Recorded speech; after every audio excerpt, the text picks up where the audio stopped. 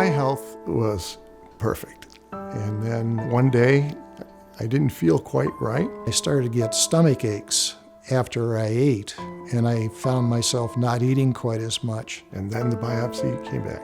Showed I had pancreatic cancer. And he said, "You have pancreatic cancer." And I thought, well, guess I'm gonna die. My husband, Tom, had always been incredibly healthy, fit, athletic. He just said, I just don't have the energy. He just didn't feel like himself. When you hear those words, pancreatic cancer, everything stops. The 5-year survival rate for pancreatic cancer is 13%, and it's scary. We have a whole team of people that is dedicated to providing the best and most up-to-date treatments. There's such an interconnected group between the medical oncologist, the surgical oncologist, for many of our patients, the GI team as well. So there's a lot of coordination. The best way to understand what pancreas cancer really is to understand what makes it so unique. It's known as the silent killer. So it's growing in us, and we don't even know it's there. It won't let the therapies like chemotherapy or radiotherapy in. And so what we have to do is try to understand what makes that fortress so fortified. One thing that the University of Rochester has is really they have everything under one umbrella. We get a lot of patients that will drive 2 hours, 4 hours. They'll come see the surgeon. They can also meet with the medical oncologist the same day so that they're not having to drive back and forth. I live here in Big Flats. The drive is about 100 miles. It's an hour and 45 minutes. The experience I had when I was in Wilmot, the way I was treated, there was a lot of empathy on all levels. One of the obstacles that we encountered, of course, was the distance. It was 175 miles each way. Everyone, even from the information desk into the infusion, they treat with dignity. I was in quite a bit of discomfort because my common bile duct was blocked. They subsequently did a biopsy and found that I had pancreatic cancer. Patients that have a newly diagnosed cancer in the pancreas, there's 2 types of surgeries that they get. The one that's probably a little more common is the Whipple procedure. Everything is connected very close together. So patients that need to have a Whipple surgery are not just having surgery on their pancreas. So it's a very complicated surgery. My doctor said to me, chances are not good for long-term survival. We better get going right away. That's probably the worst day of your life. It was like a punch in the stomach. The field is rapidly changing.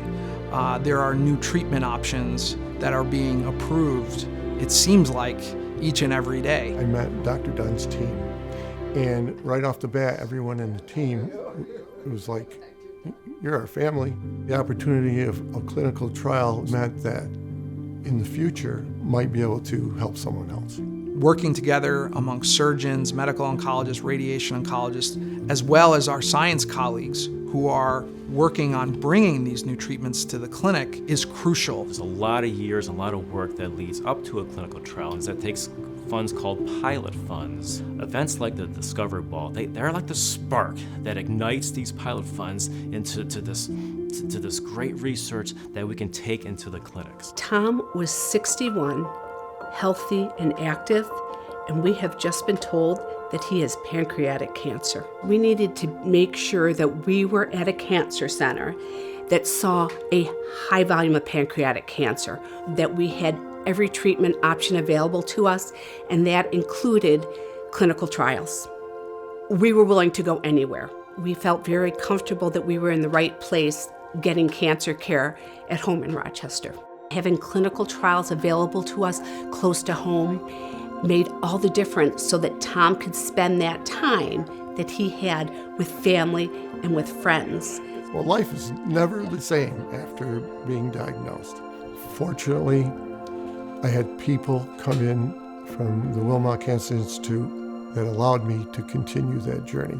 When I had my diagnosis, it's kind of daunting, but I felt confident with the doctors and the staff at Wilmot. They were encouraging. I wouldn't consider going anyplace else. Tom passed on May 28th of 2021. So it'll be 5 years this year.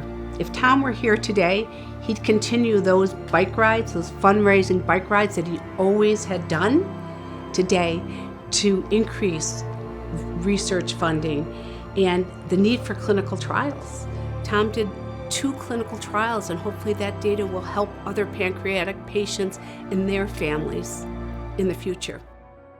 To the Wilmot team, a huge thank you. They gave us hope. They always stood beside us, and we are so appreciative for the wonderful care that we received. We feel blessed that we could get care close to home. I think I'm 90% back, maybe 95 even. Each day goes by, I feel like I'm doing better. Got to go to my grandson's graduation, which was one of my goals. As of last September, I was 6 years in remission. I certainly feel like I've defied the odds. I take one day at a time now and enjoying life, enjoying grandchildren. I thanked Dr. Dunn at one point about keeping me alive long enough to see the last of my grandchildren born. We're seeing people clearly live longer, but not just live longer, but they are living better. It doesn't work out that way for everybody. The only way we will get there is with science, with research. 10, 15 years ago, we talked about something that was exceptional. Today, it seems like exceptional things are happening every day. And to me, this is why I do this.